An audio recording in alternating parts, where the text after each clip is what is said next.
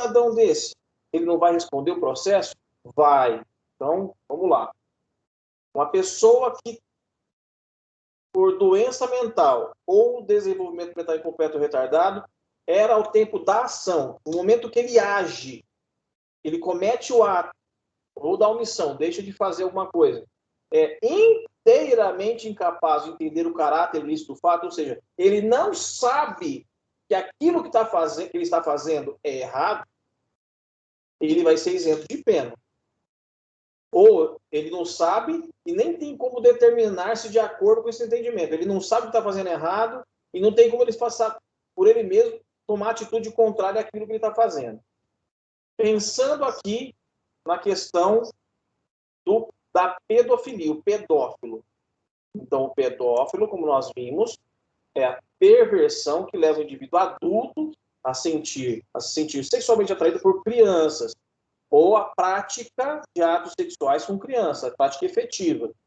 Essa pessoa, nós podemos dizer, esse autor, esse adulto, podemos dizer que ele, ao tempo da ação, ou da omissão, da ação no caso, ele era inteiramente incapaz de entender o caráter ilícito do fato, ele não sabia o que estava fazendo, que aquilo que ele fazia, estava fazendo era errado, a gente pode dizer isso?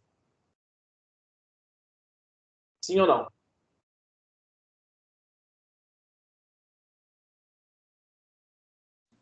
Acho que só uma perícia técnica que vai determinar, né? Deixa eu só voltar aqui para saber quem está falando. Pode falar. Eu acho que não. Quem falou da perícia técnica? Fui eu, Edilene. Muito bem, Edilene, muito bom que você falou. É mais ou menos isso mesmo. Veja só. Em princípio, a pedofilia pela pedofilia, a atração do adulto pela criança, não o faz desconhecer o caráter do fato, não o faz doente mental. Então, essa é a informação que eu quero que vocês saibam, porque a resposta foi a Lohane que respondeu logo em seguida, né? Sim. Tá. A resposta da Lohane não está errada. Por quê? Em princípio, a pessoa, o pedófilo, ele não... A pedofilia pela pedofilia não faz ser desconhecedor por doença mental. A pedofilia pela pedofilia não é um transtorno, não é uma doença mental. Ela é uma perversão. Ela é tida como uma doença, como no Código Internacional de Doenças, por haver uma determinada perversão. É necessário um tratamento psicológico. Mas a pessoa tem o conhecimento, o pedófilo pelo pedófilo, ele tem o conhecimento de que aquilo não é certo. Tanto é que, geralmente, os pedófilos agem às escuras. Ele não fica se mostrando para a criança e para os pais da criança. Ele sempre age de forma obscura. Mas a resposta da Edilene foi muito legal pelo seguinte, porque pode ser que uma pessoa que realmente tem a doença mental e ela não sabe discernir o certo do errado, cometa um ato de pedofilia. Entende? Então, a pedofilia pela pedofilia não faz com que a pessoa não tenha o conhecimento do certo e errado, não é isso. A gente chama isso, como eu coloquei aqui, que são os inimputáveis. Então, quem são os inimputáveis? Os menores de 18 anos são os inimputáveis e aquelas pessoas com doença mental ou desenvolvimento mental incompleto ou retardado. Então, essas pessoas que cometem o delito, se o pedófilo tiver alguma outra doença mental, se ele for realmente uma pessoa doente mental que não sabe discernir o certo do errado, ele será isento de pena. Agora, pedofilia por pedofilia, como a Lohane respondeu, não, ele é responsável pelos atos que comete. Eu já ouvi, eu não vi, não assisti a pessoa em si falando, eu ouvi o áudio de uma psicóloga tendo uma conversa com um pedófilo. Gente, é triste. Porque é uma luta para o cara. O cara fala assim, olha, eu estou conseguindo me controlar. Mas eu confesso que eu me senti muito atraído por uma menina, ou um menino, não me lembro agora, não lembro exatamente como é que foi, da minha rua, né? Mas eu me controlei, eu me afastei. A pessoa, estou falando de uma pessoa que tem um problema, esse transtorno, mas ele falou assim, eu preciso me afastar, né? Eu preciso ficar longe. Mas olha, é triste de se ouvir, porque é engraçado a gente pensar assim, o que uma pessoa adulta enxerga numa criança de 6, 7, 8 anos? O que se observa numa criancinha desse tamanho? Né? Então, a sociedade quer espancar, a sociedade quer esfolar, né? Mas a pessoa com esse transtorno é uma pessoa séria, né? Que tem o transtorno, reconhece e procura ajuda, é uma luta diária para a pessoa não cometer nenhum tipo de delito, né? Mas essa luta é perfeitamente possível. É mais ou menos como ninguém algum dia não ficou a ponto de querer matar outra pessoa. Eu já, mas eu não fui matar. Então eu me segurei. Eu tenho meu sistema de freios. Eu falei assim, não posso fazer um negócio desse. Já tive situações muito sérias do tipo de quase fazer uma loucura. Mas todas as vezes eu tive o meu freio emocional e o meu freio, né, social, inclusive, de pensar o que vai ser da minha vida dali para frente. Bom, vamos dar continuidade. Então, ó, estupro, né, constranger alguém mediante violência ou grave ameaça, a ter conjunção carnal ou praticar ou permitir com que ele se pratique outro ato libidinoso. Então, veja bem, pena de reclusão de 6 a 10 anos. Isso aqui é o estupro comum, que se menciona estupro de um adulto com relação a outro adulto. A questão da conjunção carnal seria o quê? A introdução do pênis na vagina. A introdução do pênis na vagina, sendo de forma obrigatória pelo autor do delito, alguém obrigando a vítima a ter conjunção carnal, é estupro. Além disso, a praticar ou permitir com ele se pratique outro ato libidinoso, então, vejamos, a introdução do pênis na cavidade anal não é conjunção carnal, mas é estupro. Obrigar, constranger alguém a segurar nas partes íntimas, estupro. Hoje se discute uma questão, o que eu vou falar aqui até meio, você fala assim, poxa, mas não está exagerado, mas é o que está sendo discutido ultimamente. Alguém obrigar outra pessoa a dar um beijo lascivo, né, constranger alguém a dar um beijo lascivo, é considerado estupro. Por quê? É praticar qualquer outro ato libidinoso. Então, é possível a pessoa ser processada por isso aqui. Mas, como eu não estou falando sobre a questão do estupro, eu quero falar do estupro de vulnerável. Então, ter conjunção carnal, praticar outro ato libidinoso com menor de 14 anos, aqui vocês podem perceber o seguinte: o estupro comum, existe um negócio chamado constranger alguém. Ou seja, obrigar uma determinada pessoa a ter conjunção carnal ou outro ato libidinoso. No estupro de vulnerável,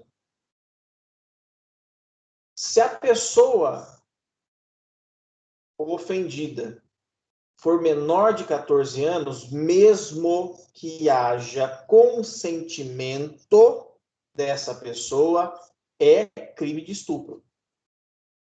Então, um pedófilo, vamos colocar aqui o seguinte, ó, o pedófilo, homem ou mulher, não interessa. Essa pessoa atrai, se ela é atraída por crianças menores de 14 anos. Aí ela toma a decisão, essa pessoa toma a decisão de ter um relacionamento sexual com um garoto ou uma garota de 12 anos, de forma consentida por esse adolescente. Uma vez que já tem 12 anos já é adolescente. A tara do pedófilo é, de repente, por adolescente de 12 anos.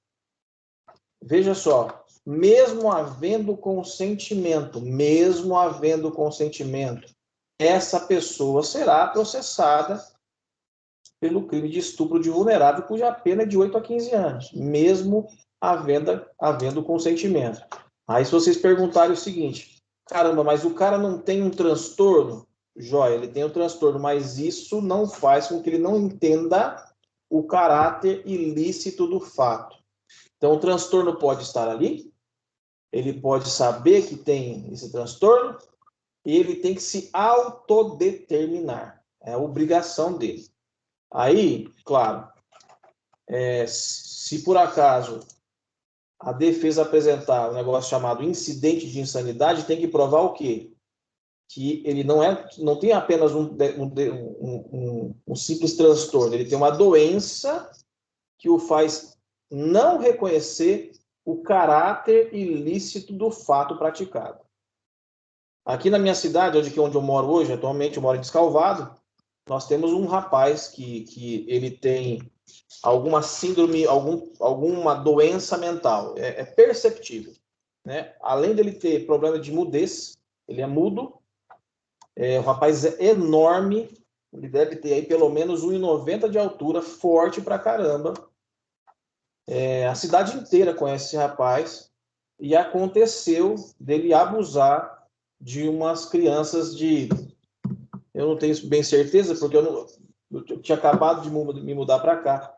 Mas me parece que tinha 11 ou 12 anos, era de 10 a 12 anos, não tenho bem certeza. E foi um fuzuê na cidade. A situação foi a seguinte, esse rapaz, ele é pedófilo? Ou ele tem uma necessidade sexual e levou isso para praticar com uma menor?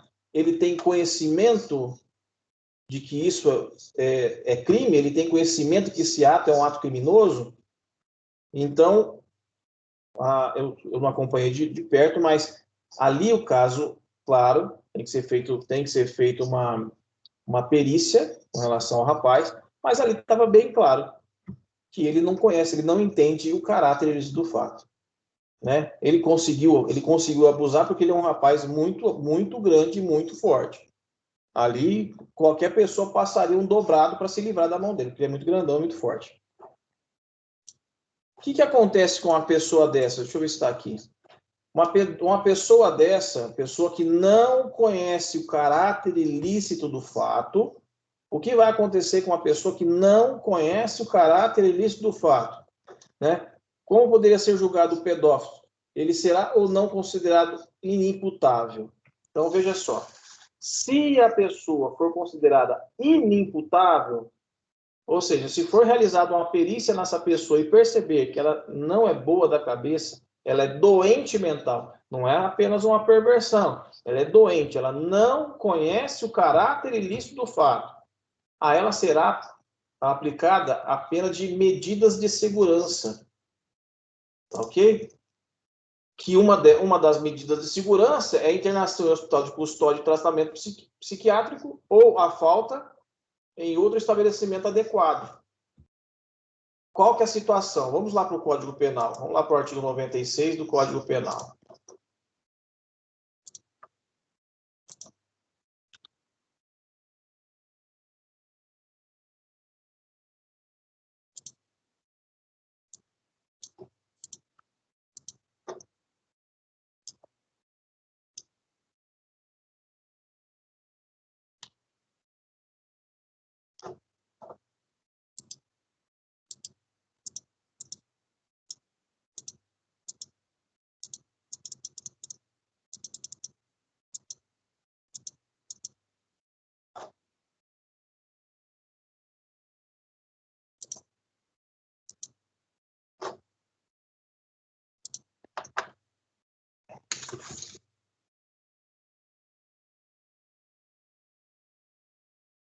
Olha só, o que acontece? Vamos ver o prazo aqui, ó, o prazo.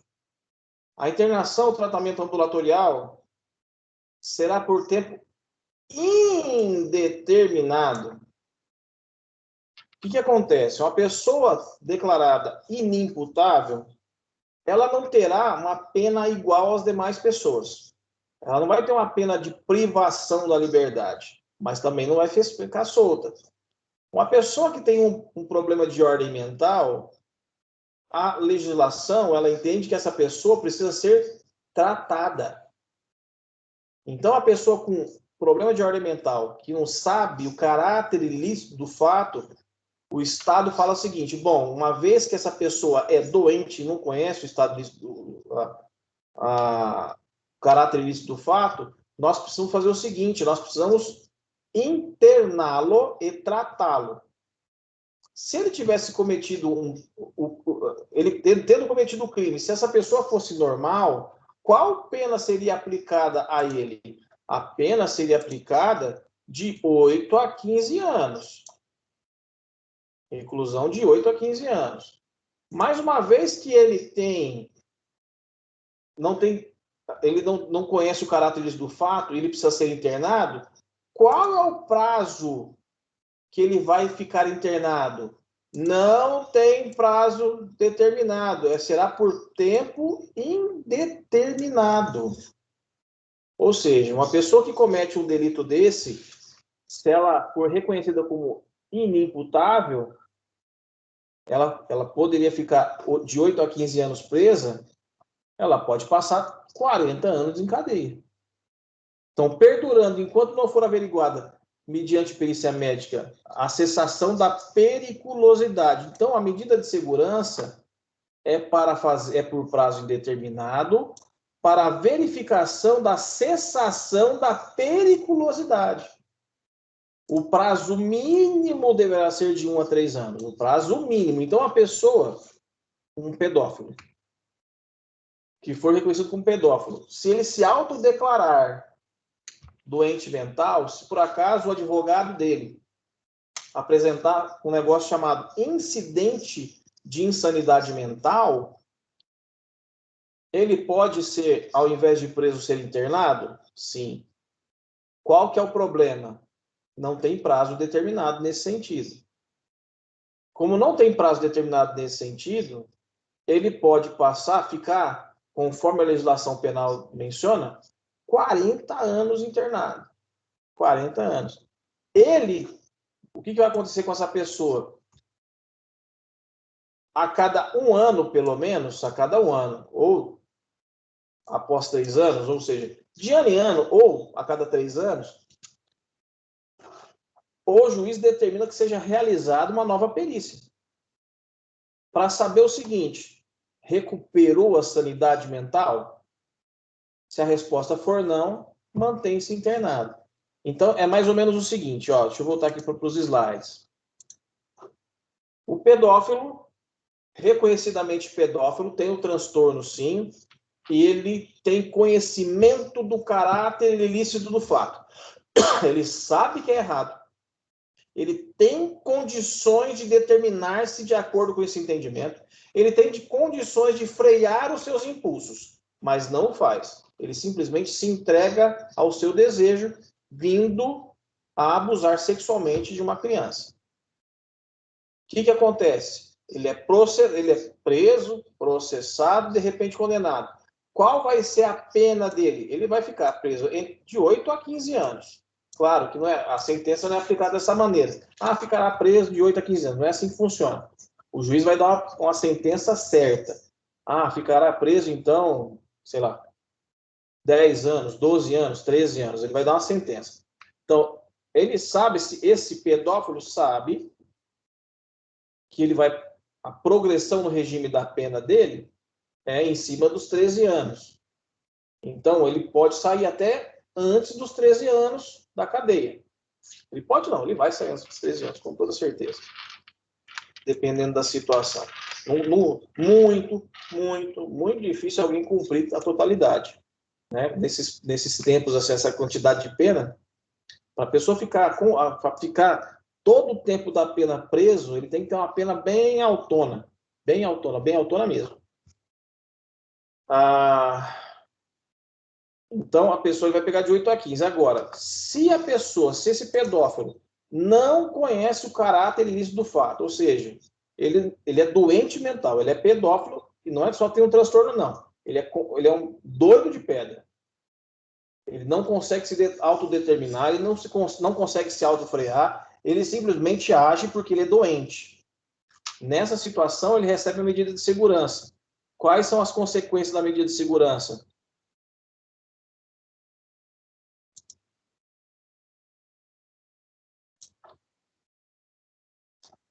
Tá aqui, desculpe. Ele vai ficar internado por tempo indeterminado. Vai ficar no mínimo internado de 1 a 3 anos e vai passar por novas perícias. Agora, o juiz, ao determinar assim, então, que seja realizado após 3 anos de internação a perícia para verificação da recuperação da sanidade mental. Então, se depois de 3 anos de internado ele recuperar a sanidade mental, ele sai da internação e a ficha dele é limpa. A gente chama isso, inclusive, de absolvição imprópria. Tá? É essa a situação. Geralmente, quem não atua na área jurídica fala assim, então as pessoas geralmente vão querer falar que tem problema de ordem mental. Pelo contrário. A maior parte dos bandidos não quer saber disso. Porque a internação em hospital psiquiátrico é mais provável que alguém terá problema de ordem mental se for internado lá do que se for para a cadeia. Porque o hospital psiquiátrico, gente, eu não sei se alguém de vocês já foi, eu já fui. Gente, não é fácil. Não é fácil. O ambiente do hospital psiquiátrico é pior do que o ambiente da cadeia, com toda e absoluta certeza. Não é para todo mundo que lá, não. Alguém já foi? Alguém já visitou um hospital psiquiátrico?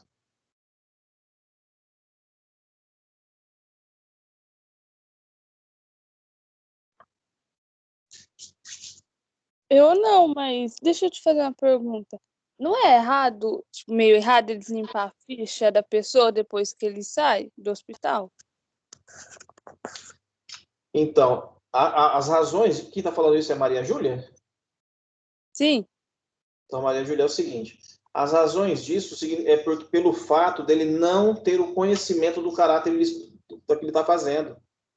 Então, a pessoa que não sabe o que está fazendo, ele não pode ser punido se ele recuperar a sanidade mental. É mais ou menos como uma pessoa que sai ela é... Como é que chama? Ela faz... Esqueci o nome que se dá. Hipnotizado. A pessoa é hipnotizada. Ela, de repente, falam para ela o seguinte, olha, essa maçã aqui é muito saborosa. Come a maçã, mas na realidade é uma cebola. Então, ele come aquela maçã que para ele, na mente dele, na cabeça dele, a pessoa não tem consciência do que está fazendo, está comendo uma maçã deliciosa. Aí o psicólogo vai lá, dá um toque, dá o comando, né, o gatilho emocional, e ele volta, né, aquilo que ele realmente é, a sua consciência. Ele tem noção do que é uma cebola, noção do que é uma maçã. Só que ele está com um cheiro insuportável na boca. E é falar assim para ele assim, agora você vai ficar com esse cheiro insuportável. Nós não vamos fornecer nem água, nem escova e nem o creme dental para que você possa fazer a higiene bucal. Entende? O cara não sabe o que está fazendo. E vai deixar ele... Depois ele recupera aquilo que está... Recupera a sanidade mental. E fala assim, poxa, eu não sabia, não, mas como você cometeu o negócio, você tem que mais que se lascar mesmo e fazer o quê? É por isso, tá? São essas as razões. A gente chama isso de absolvição imprópria em decorrência disso. A pessoa não sabe absolutamente nada do que está acontecendo e ela o faz. A penalidade dela é uma internação para tentar recuperar a sanidade mental dela. Gente, eu já tive casos. Eu estou com um caso aqui em Descalvado agora, que saiu o laudo, né, eu faço júri, né? E uma cliente minha, ela ateou fogo na vizinha e ela não sabia do que estava fazendo. Aí a família veio falar para mim, falou, ela não sabe o que estava fazendo. Eu perguntei, não sabia? Como não sabia? Ela falou, simplesmente ela apaga e ela começa a tocar fogo nas coisas. E agora acabou de sair o laudo, médico dela, do IMESC, que ela realmente não tem conhecimento daquilo que ela faz. Faz 2 anos que eu estou nessa luta. A pandemia deu uma atrapalhada monstruosa nessa situação. Ela está presa há 2 anos, agora que eu vou conseguir transferi-la para um hospital psiquiátrico. É uma luta, uma briga assim. Eu já ingressei com habeas corpus, já tentando, né, ajudar essa pessoa. Mas a pessoa não sabe o que fez. E aí, o que a gente tem que fazer com ela? Penalizá-la? A sociedade, ela pede a penalização, né? De quer que a pessoa seja penalizada, mas ela simplesmente fala assim, não sabe, ela desconhece aquilo que ela fez contra a outra pessoa. E é terrível. Eu já tive um caso na Grande São Paulo, eu venho de lá, o meu cliente, ele ficou enlouquecido, ele ficou xarope mesmo, 13 da cabeça mesmo, doido de pedra por conta da utilização, do uso constante de cocaína. Então ele usava muito a cocaína e ele foi preso em flagrante delito por conta da cocaína, porque ele foi preso por tráfico. Mas na realidade ele não estava traficando, ele estava comprando a droga na boca e aconteceu da polícia chegar na hora. Os traficantes correram e largaram os invólucros, todas as drogas, né, os pacotinhos de droga, largaram ali. O meu cliente, quando viu aquilo que ele usava, estava muito viciado, muito transtornado, ele abraçou aquilo e falou, é tudo meu. Abraçou e falou, é meu. A polícia estava ali na hora, prendeu ele, né? E a família veio me procurar e nós falou assim, olha, ele tem problema psiquiátrico sério, decorrência da utilização da droga e tudo mais. Eu fiz o incidente de insanidade mental. Qual que é o problema? Ele não gostava de ficar... Ele estava preso, ele estava enlouquecendo, essa é a palavra, gente. Ele estava enlouquecendo o presídio, estava preso. Tanto é que existe assim, no presídio existe uma ala para os presos comuns e existe uma ala que eles chamam de seguro. Para que tipo de preso? Para estupradores, para policiais, às vezes, né? Então, o policial geralmente fica no outro presídio, mas se não tiver, fica no seguro. Assim, pessoas que correm o risco de serem mortas no presídio, ficam no seguro. Esse meu cliente não estava nenhuma nem outra, estava numa cela completamente isolado. E aí eu fui conversar com a psicóloga do presídio a respeito do assunto. Eu falei assim, doutora, o que a gente pode fazer pelo meu cliente? Ele falou, pelo amor de Deus, dá um jeito, tira esse cara daqui. Ele não deixa ninguém em paz. Eu estou tentando, me dá um laudo, me dá um documento, me mostra alguma coisa. Eu preciso de alguma coisa, o documento da prisão que eu possa agilizar o andamento do processo. Eu sei que não agilizaram, não me deram nenhum tipo de documentação. Eu encaminhei, eu fiz o incidente de insanidade mental, processo, não, ele foi feito perícia, e no momento que para fazer a perícia, retiram a pessoa do presídio e levam até o Instituto de Criminalística, de Criminologia. Esse meu cliente, no momento que colocaram ele na viatura, ele entendeu que estava passeando, ficou bonzinho. Quando ele foi fazer a perícia, ele entrou numa sala, né? Foi atendido pelo psiquiatra, ele estava entendendo que estava sendo cuidado. Ele ficou bonzinho. Então ele respondeu tudo bonitinho. O psiquiatra do IMESC falou que ele não tinha transtorno nenhum, gente. Vocês acreditam num negócio desse? Ele respondeu tudo bonitinho. Mas ele enlouquecia a casa onde ele morava, ele enlouqueceu o presídio, a ponto ele ter que ficar completamente isolado, senão ele morria. Ou na seção, na ala comum, ou no próprio seguro. Então, esse cara, por exemplo, ele estava sendo processado por tráfico. Se eu consigo a internação dele, o que vai acontecer? Mesmo que ele fosse realmente traficante, mas não era. O que ia acontecer? Bom, ele é completamente maluco, não sabe o caráter do fato.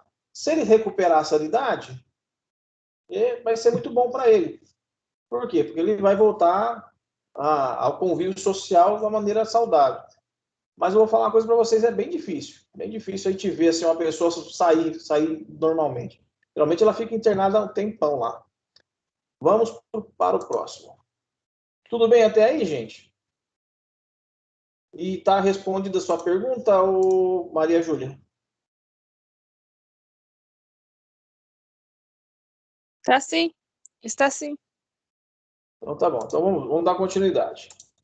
Psicose. Trata-se de situação de distorção do senso da realidade. Então, transtorno psicótico agudo e transitório. Está lá no Código Internacional de Doenças, lá na parte F. Então, nós temos aí todos os transtornos, as distorções do senso da realidade, os transtornos psicóticos, todos lá. Ok? O que acontece aqui? O indivíduo pode enxergar coisas que não existem na realidade sob formas de alucinações e delírios. Ó, nessa situação, né? Veja só. Se a pessoa enxergar, se a pessoa estiver vendo coisas que não fazem parte da realidade, entrará exatamente aqui nessa parte, tá? Na inimputabilidade, tá ok? A questão da psicose, né, em si, esse transtorno sair da realidade, então, só, transtorno psicótico agudo tipo esquizofrênico. Então, a esquizofrenia a pessoa enxerga algo que não é real. Tem até um filme, esqueci o nome do filme, A Mente Brilhante, com o Russell Crowe. Ele faz o papel de um matemático que ganhou o prêmio Nobel, mas ele tinha um problema de esquizofrenia. Ele enxergava 3 pessoas que não existiam na realidade. E aí tem todo um drama a esse respeito nesse filme, mas o que ele passava exatamente por esse transtorno psicótico. Nesse caso, não é apenas aqui trata-se realmente de doença mental, tá? Mecanismos de defesa. Bom, a gente vai falar dos mecanismos de defesa e pelo que vocês podem ver aqui, a gente está entrando nos mecanismos de defesa da psicanálise, né? Então, ego, cadê?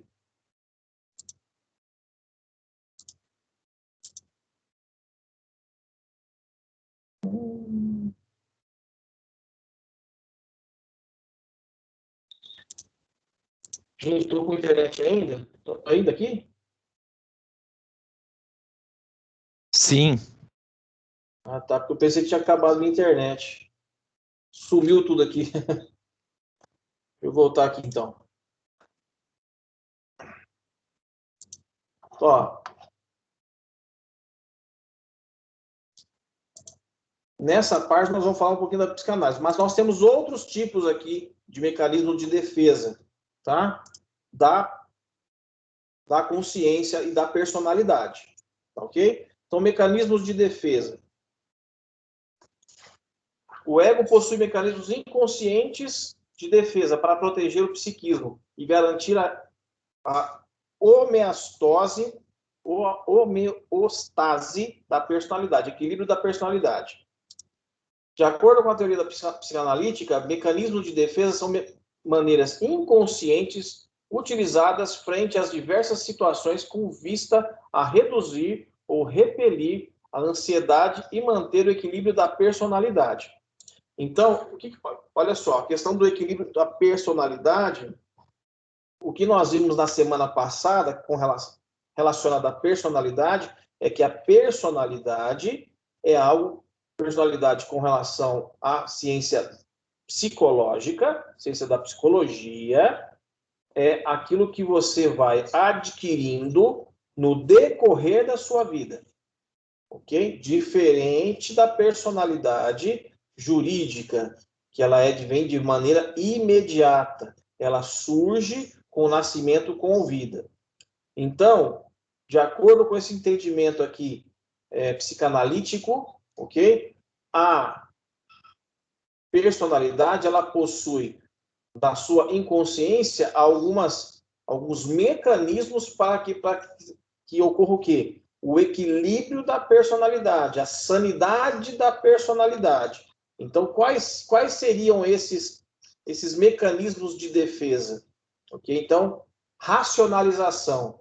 Trata-se de uma busca racional para justificar um ato ilícito, que alivia o sujeito do sentimento de culpa. Exemplo, uma pessoa só nega impostos e, em seguida, racionaliza falando sobre como o dinheiro é mal utilizado pelo governo. Então, essa questão da racionalização, então, o indivíduo utiliza... E quando eu falo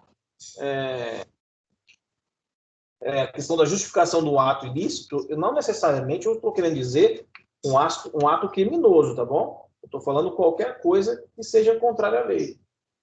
Tá? Então, é uma mentira, né? Algo que vai contra aquilo que é relacionado a bons costumes. Tá, ok? Então, ele racionaliza, do tipo, eu menti porque mentem também. Eu fui grosseiro porque foram grosseiro também. Está racionalizando, né, de uma maneira inconsciente, né?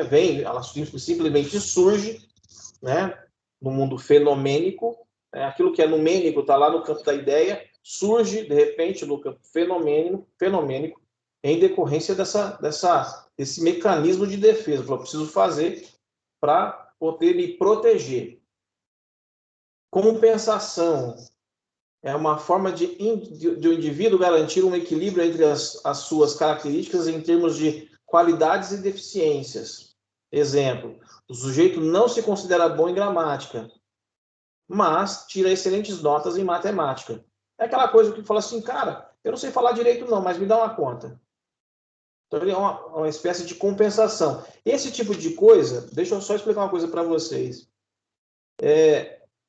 Não é questão de ser bom e nem mal, o bom ou ruim. Simplesmente é uma coisa, esses mecanismos de defesa servem para fazer o quê? Para manutenção do equilíbrio da personalidade, manutenção do equilíbrio mental. Há uma necessidade, muitas vezes, da mente se autorregular. Mas o cara tem dupla personalidade. Não, a questão às vezes não é essa. O cara é duas caras, muitas vezes não é isso. Muitas vezes ele está fazendo se autoprotegendo para não enlouquecer. Então, no campo da psicologia, isso é perfeitamente aceitável. No campo jurídico, que muitas vezes não é. Tá ok? Então, por exemplo, essa ideia, né, voltando aqui um pouquinho, racionalizar um ato ilícito. Né? Por que você mentiu? Eu menti porque mentiram para mim. No campo da personalidade, no campo da psicologia, perfeitamente aceitável. No campo do direito, inaceitável. Você não pode fazer algo errado porque fizeram errado. Você não pode querer cometer um crime porque cometeram um crime antes. Entenderam a diferença? Na psicologia, a pessoa simplesmente está em formação ou já está formada, agindo conforme o seu entendimento. A sua personalidade sendo observada, surtindo efeito na sociedade, trazendo consequências na sociedade. Para o direito já é um pouco diferente. Tá ok? Essa questão dos mecanismos de defesa, para a psicologia, existe uma consequência. Para o direito, a consequência é outra. Negação. O sujeito nega a existência da dor, ansiedade e outros sentimentos que representam o desprazer ao indivíduo. Exemplo, diante do término de um namoro, o sujeito pode dizer, está tudo bem, eu nunca gostei dele ou dela mesmo, estou ótimo, estou ótimo. Então, a questão da negação. No campo do direito, no campo da psicologia, isso ajuda na formação ou no equilíbrio da personalidade. No campo jurídico, pode surgir situações que podem trazer alguma certa algo negativo, né? Então, essa questão eu coloquei esse exemplo de negação, mas olha só que vou dar um exemplo jurídico que pode trazer um transtorno enorme para o ato da pessoa. Uma situação de inventário. Então, pelo desgosto de alguma coisa que a pessoa teve com relação a um dos seus pais, ela fala assim, quer saber? Eu não quero nada que é seu. E ela declara isso, né? Então, uma vez que essa pessoa nunca se aproximou de mim, eu não quero nada dela. Isso no campo do direito significa renúncia. Ou seja, a questão do patrimônio é uma renúncia ao patrimônio. Se a pessoa escrever isso, ela não pode ter, não vai poder ter a possibilidade de desfazer ou desdizer. Porque essa situação da alegação, que é uma situação que é para preservação da personalidade ou da sanidade mental da pessoa, no direito, se a pessoa disser, escrever, assinar, a coisa já está resolvida. Entenderam? Olha só, as duas ciências são ciências do comportamento, mas as consequências do comportamento na psicologia não necessariamente serão as mesmas consequências na ciência do direito. Tá ok? Então, a alegação. Olha, uma vez que meu pai nunca gostou de mim, não me interesso nem um pouco porque aqui que ele adquiriu, estou um pouco me lixando. Só o dizer isso é uma coisa. É uma questão de negação. Né? Outra coisa é, o inventário está em andamento. E eu colocar no documento, no inventário, no processo, fazer uma declaração e assinar essa declaração. Uma vez que meu pai nunca se portou comigo, também não me interesso por tudo aquilo que ele me deixou. Renuncio aos meus direitos. As consequências são outras. Regressão. É um mecanismo onde o sujeito retorna ao estágio anterior, a situação que causa desconforto, desprazer ao sujeito. Nessa fase anterior, geralmente, o prazer era muito imediato e não havia a existência de circunstâncias atuais que causam desprazer. Pode ser benéfico, pois nos permite ter uma outra perspectiva da situação, pois a angústia e a temporariedade temporariamente afastada, porém, se for usado demais, pode levar o sujeito à fantasia e fuga da realidade. Então, exemplo da regressão. Diante do falecimento de um ente querido, o sujeito decide, por exemplo, ficar brincando somente com seus brinquedos, pois isso o traz de volta ao período infantil. Identificação. Ocorre quando o sujeito assimila as características dos outros, geralmente de pessoas que não são modelos para esse sujeito. O sujeito deseja ter as mesmas características para si mesmo. Exemplo, crianças que possuem os mesmos comportamentos dos pais, fãs de artista. Tanto a regressão quanto a identificação, gente, com relação à questão da regressão na questão da psicologia, né? Eu não tenho condições técnicas de apresentar para vocês uma informação além do que está escrito aqui. Certo? Porque não é minha área de atuação. Mas com relação à questão da regressão no direito, né, voltar a situações do passado, eu já tive aqui em Descalvado uma situação, eu fiz a defesa de um cara, agora já, se houver defesa, vai para o STJ ou para o STF, ou para o STF, em que duas meninas acusaram o padrasto de estupro. E, no processo, nós tivemos que fazer a relembrança dos atos. Gente, vou falar uma coisa para vocês. Esse mecanismo de, né, o que está falando aqui, né, traz uma regressão para trazer informações para proteção da sua sanidade mental, né, da personalidade. No caso do direito, a gente nós fizemos a regressão para trazer as situações ocorridas de fato. E aí já não foi para uma proteção, foi para uma acusação. Olha só, a diferença de utilização da questão da regressão com relação à psicologia e com relação à questão do direito. Tivemos que regredir no tempo, perguntar como foram os atos, como como era a ação do indivíduo, e eu estava fazendo a defesa dele. Tive que fazer algumas perguntas bem complicadas, eu fiz com o máximo de responsabilidade e respeito possível, mas não deixa de ser pergunta complicada, mas que levou uma das vítimas a chorar copiosamente. A outra vítima, ela falou assim, por mim, eu matava ele hoje. Então, uma das vítimas chorou copiosamente na nossa frente. Nós tivemos que até esperar um pouquinho, parar um pouquinho a audiência, esperar ela se recompor. A outra já não, a outra já tinha um ódio assim exacerbado com relação ao padrasto. Ele pegou, para quem quer, né, o que aconteceu, né? O cara pegou 35 anos de cadeia. Meu dever funcional é recorrer, não posso simplesmente deixar de lado, né? Eu tenho que fazer o recurso. Eu recorri, eu consegui abaixar um pouquinho da pena. Em vez de 35, ele ficou com 32. Então, reduzir ainda 3 anos da pena dele. Mas foi bem assim, foi uma situação bem complicada.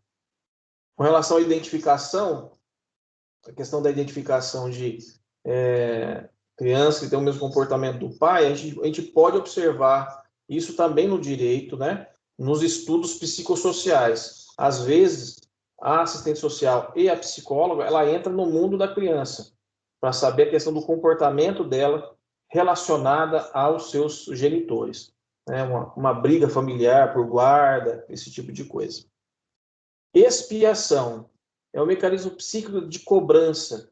O sujeito se vê cobrado a pagar pelos seus erros no exato momento em que os comete, com esperança na crença de que o erro será imediatamente ou magicamente anulado. Exemplo, quando uma pessoa tem uma postura ruim, inconsciente no trabalho, e é mandada embora como forma de pagar por ter agido mal com uma pessoa querida. Então, expiação, né? Expiação a gente pode lembrar, né, da Bíblia, né, do bode expiatório, né? Então, a expiação é uma espécie de pagamento, de compensação pelo mal praticado. No direito, isso não é possível na esfera penal, né? Uma pessoa não pode pagar pelo erro do outro. Na esfera civil, isso é possível. Tá? Na esfera civil, isso é possível. Uma pessoa, um filho comete um erro. Quem paga pelo erro do filho? Se ele causa dano a terceira pessoa, quem causa dano é obrigado a reparar o dano. Se o filho é menor, quem repara o dano, os pais reparam, o representante repara. Fantasia, mas olha só, essa questão da expiação, essa é uma situação em que a pessoa em si está querendo praticar a expiação. Existe uma autopunição. Isso serve para quê? Para fazer a pessoa ter ela está protegendo a si mesmo, dizendo assim, poxa, eu não sou tão mal assim. Tanto não sou que estou pronta a receber o castigo pelo mal praticado. Eu me lembro, eu tinha, sei lá, acredito que eu devia ter uns 12, 13 anos. Eu joguei uma garrafa de refrigerante de vidro para o alto, ela caiu no meio da rua e caiu em cima de um carro. E amassou o carro. Era do vizinho. O vizinho saiu tão chateado, ele escutou o barulho e saiu tão chateado na rua para ver o carro que estava amassado. Ele falou, puxa vida. E eu me lembro que, eu não lembro exatamente o que eu fiz, mas eu me lembro que eu me autopuni. Eu não falei para o vizinho. Eu não falei nada para o vizinho. Fiquei com medo. Mas eu me autopuni de alguma forma. Do tipo assim, eu vou ficar de castigo por mim mesmo. Enfim, eu não lembro exatamente o que eu fiz, mas eu me autopuni. Essa é a expiação. É uma compensação pelo mal praticado. Fantasia. Nesse mecanismo de defesa, o indivíduo cria uma situação em sua mente que é capaz de eliminar o desprazer iminente, mas que, na realidade, é impossível de se concretizar. Exemplo, masturbações pensando na atriz chinesa gostosa da década de 1940. Então, a questão da fantasia, né? Eu coloquei esse exemplo maluco, né? Esse exemplo de... Como é que você vai pensar numa atriz chinesa da década de 40, né? Década de 40, atriz chinesa, como é que a gente vai saber hoje, né? Quantos anos essa mulher tem hoje, né? Então, o mecanismo de defesa é um indivíduo que cria uma situação em sua mente que é capaz de eliminar o desprazer iminente, mas que, na realidade, é impossível de se concretizar. Então, ele pensa uma situação esdrúxula para aplacar e neutralizar as questões da sua psique. Formação reativa é quando se adota um comportamento exatamente oposto ao impulso original. Por exemplo, a pessoa grudenta que não percebe que o quão raivosa está daquela que diz amar. Só preciso ver um negócio, gente, que eu passei os slides para vocês. Eu não sei até onde chegou.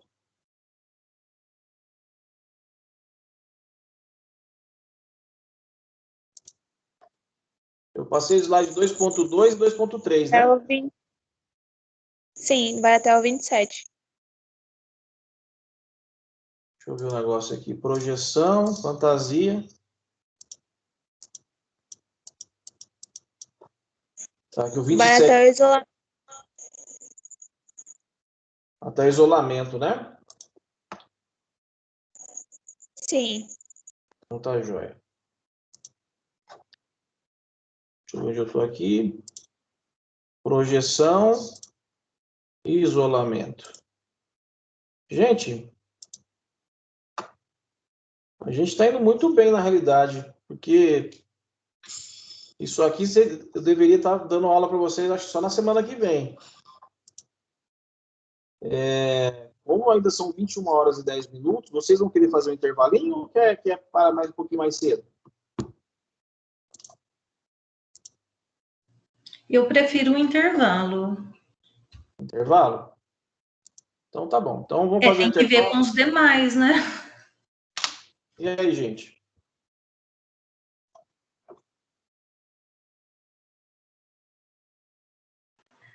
Por favor, você deixa na formação reativa para eu dar mais uma olhadinha?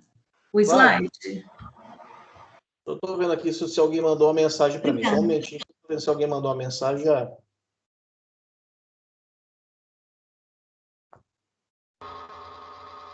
E o 9h30 eu vou estar parando, professor, que eu tenho que trabalhar. Não entendi? E o 9h30 eu vou ter que estar parando, que eu vou ter que trabalhar. Não, tudo bem, acho que não vai muito além disso, não. Então, vamos fazer um intervalo aí de 10 minutos e a gente volta. É o Breno que está falando, né, Breno? Correto? Breno, não vai muito além, não posso ir muito além, porque assim, a gente já está bem adiantado com a matéria. Eu estou dando a matéria, eu já cheguei na matéria que tinha que estar na semana que vem. É ótimo, porque a gente vai chegar aí na... A gente vai chegar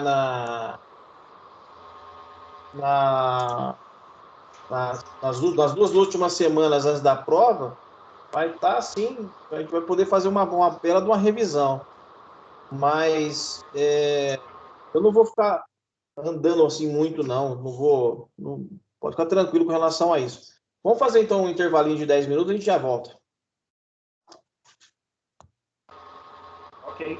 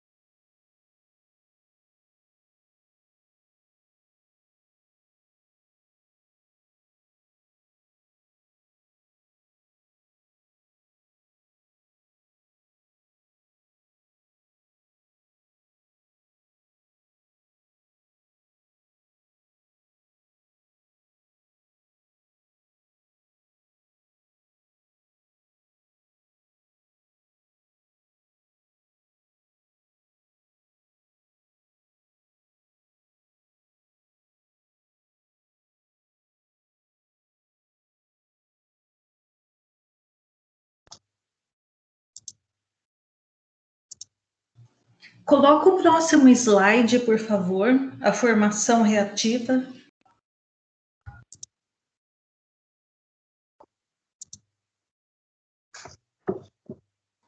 Obrigada.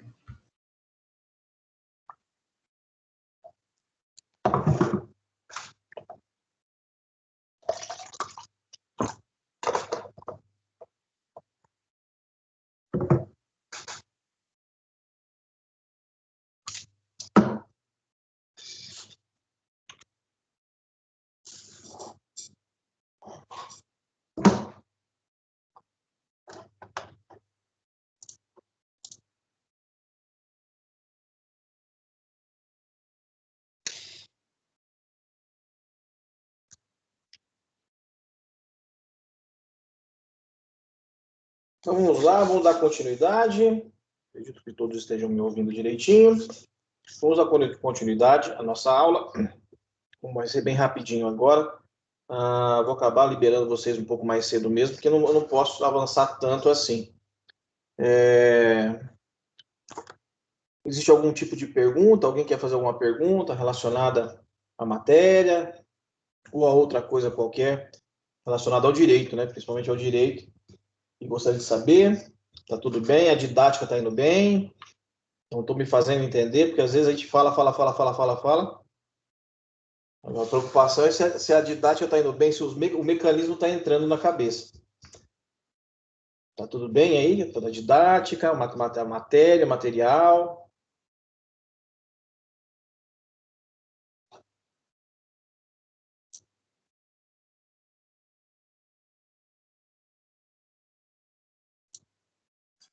Sim, tudo bem. Então tá bom.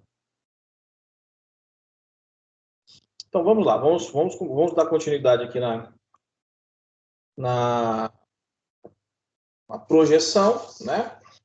Projeção, então quando um impulso muito inaceitável é atribuído a outra pessoa, exemplo. Quando é difícil aceitar que somos invejosos e passamos a achar que todos nos invejam. Outro exemplo, xenofobia, né?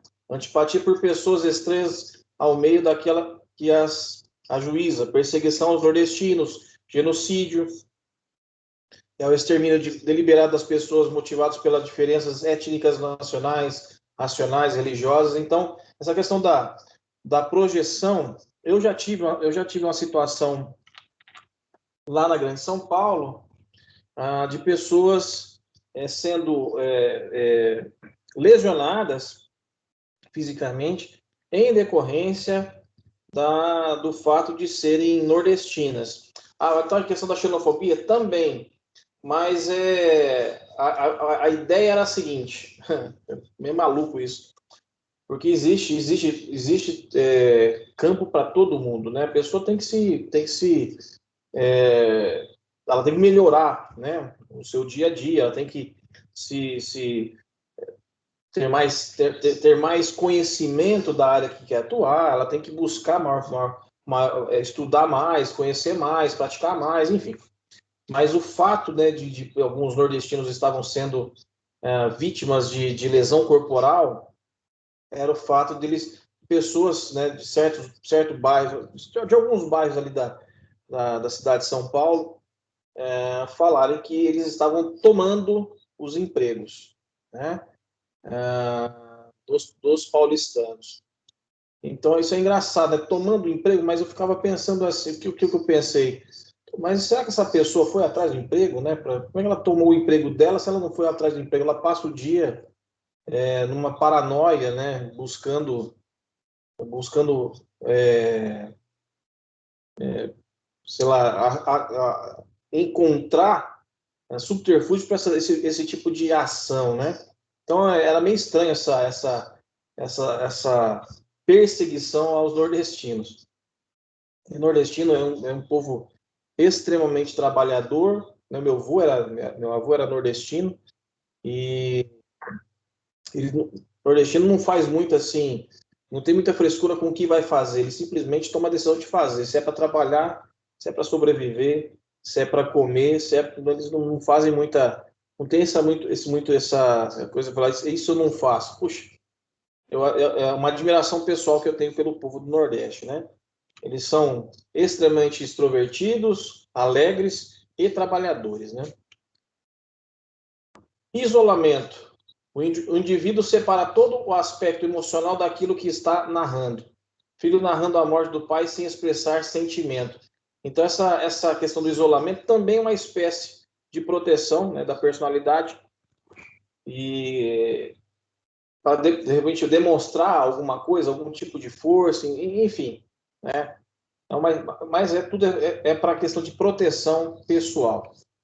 Certamente podemos constatar que mecanismos de defesa são reações naturais e imprescindíveis para que nossa consciência possa manter a integridade necessária a fim de que possamos prosseguir com nossas atividades cotidianas sem sofrer maiores traumas.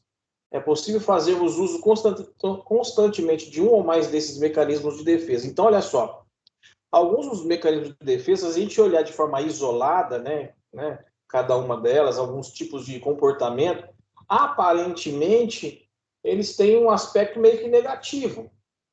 Mas são situações que são para proteção do seu próprio psique. Então, a pessoa que... a questão, por exemplo, vou dar o exemplo da negação. Mas se a pessoa não gosta de mim, eu também não gosto dela. Às vezes a pessoa morre de amores. Mas é uma forma de se autoproteger, proteger as suas emoções. Então, tem coisas que a gente pode falar assim, isso é coisa de gente sem vergonha. Não, não é não. Não é não. Ainda mais eu que estou fazendo essa questão da terapia já faz um tempo, a gente percebe que tem coisas que são assim, parece que não tem nada a ver.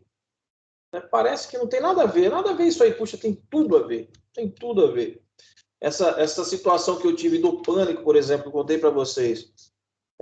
Como é que eu ia imaginar que eu tinha algo no meu inconsciente relacionado ao meu nascimento, que foi um nascimento um tanto quanto conturbado, porque eu passei da hora, minha mãe era muito novinha, tinha 19 anos, ela não sentiu dor. Então foi uma vizinha que colocou a mão na barriga da minha mãe e falou assim, menina, corre para o hospital que seu filho tem que nascer. Então já fazia algum tempo que eu tinha que nascer, né? Já estava passando bastante da hora, e quando eu nasci, toda essa perturbação que ficou no meu inconsciente. Então, olha só, uma criança está na barriga da mãe, é um lugar apertado e escuro. A minha inconsciência, onde eu estava no meu quarto não é um lugar apertado, meu quarto é um bom quarto, assim, um tamanho muito bacana. É um espaço muito gostoso, mas eu fecho as portas, então, fechado, eu apago todas as luzes. Olha só que interessante, né? Fazendo a terapia, houve um despertamento daquilo que aconteceu lá no passado, há mais de 45 anos. Então, algumas coisas que a nossa vida, né, a nossa mente trabalha, é para proteção. E, sinceramente, né, fazendo a questão da terapia que eu tenho feito, eu penso o seguinte, hoje, né, no passado eu tive alguns preconceitos. Hoje, fazendo a terapia, né, com uma neurocientista, eu consigo entender a questão até mesmo da loucura. Porque, graças a Deus, no momento que me deu esse pavor do local, eu comecei a me questionar. Falei assim, será que eu tô maluco? Será que eu fiquei doido? E não é, né? Não é isso, né? É uma situação do inconsciente. Mas eu fiquei pensando, falei, puxa vida, a pessoa que não corre atrás da ajuda, a pessoa que não tem condições de ter ajuda, que graças a Deus eu tenho condições de pagar uma terapeuta. Mas quem não tem, como pode suportar muitas vezes o seu dia a dia? Né? Então, pessoas passam por situações complicadíssimas e não têm a ajuda necessária. Fiquei pensando, falei, puxa vida, quanta gente comete loucuras por falta de ajuda. A gente vai ver nos próximos slides, né, aqui nos transtornos de personalidade, que o outro Código Internacional de Doenças é esse aqui que eu vou mostrar falando para vocês aqui, ó. Tá? Deixa eu deixar em amarelinho. É o Diagnostic and Statistical Manual of Mental Disorders. Então, é o Manual de Desordens Mentais de Diagnóstico e Estatística, né? É o DSM-5. Então, esse manual, esse código de doenças também, menciona a questão dos diagnósticos de desordens mentais. Esse manual ele é utilizado no mundo todo? No mundo todo. Só que no Brasil, os médicos brasileiros optaram, tá, ok? Por utilizar o CID-10, tá? Código Internacional de Doenças 10, tá, ok? E o que eu quero, deixa eu ver aqui o que eu ia falar. É referência para psiquiatras, psicólogos e outros profissionais de saúde para a formulação de diagnósticos de transtornos mentais. No livro do Jorge Trindade, está localizado na página 162. Então, essa questão dos transtornos da personalidade, teve gente que perguntou aí do livro, eu vou passar no grupo hoje os livros que a gente utiliza. O livro do Jorge Trindade eu uso como material de apoio, não é um material que eu utilizo para a aplicação da aula e nem para aplicação da prova, tá? É só material de apoio, é para dar um up, tá? Então, para as próximas aulas, para os próximos encontros, no próximo encontro nós vamos falar dos transtornos da personalidade. E nós verificaremos, deixa eu só ver se está aqui.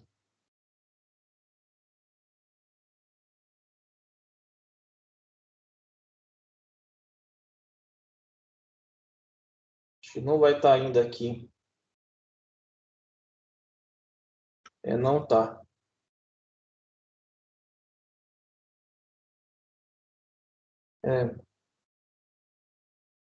Acho que vai ficar para a unidade 3.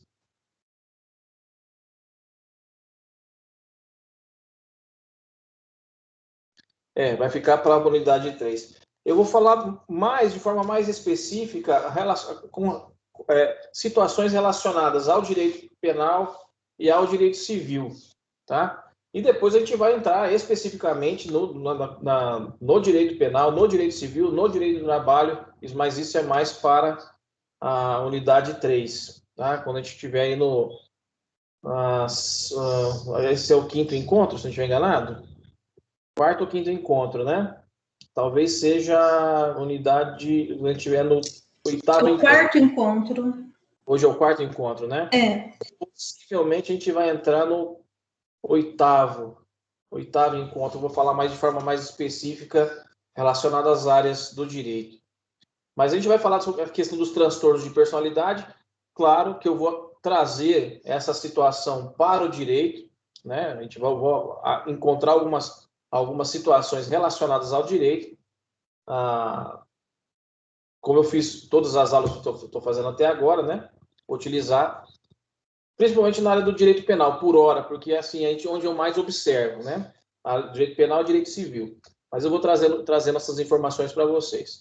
De sorte que eu vou dar por encerrada a aula de hoje. Vou encerrar bem mais cedo hoje a aula, gente. Eu gostaria de perguntar, deixa eu voltar aqui deixa eu parar de compartilhar por hora. Existe alguma pergunta que vocês desejam fazer? Gostariam de fazer alguma crítica? Tem alguma dúvida? Alguma sugestão? Estou aberto a ouvir. Se você não quiser fazer nenhum tipo de crítica ou sugestão para que todos ouçam, quiser mandar no privado, eu estou aberto também a críticas, sugestões. Pode ficar tranquilo. Se eu continuar sendo professor de vocês no semestre que vem, vocês vão entender, né, que eu quero me aproximar cada vez mais de vocês. Alguma dúvida, crítica ou sugestão?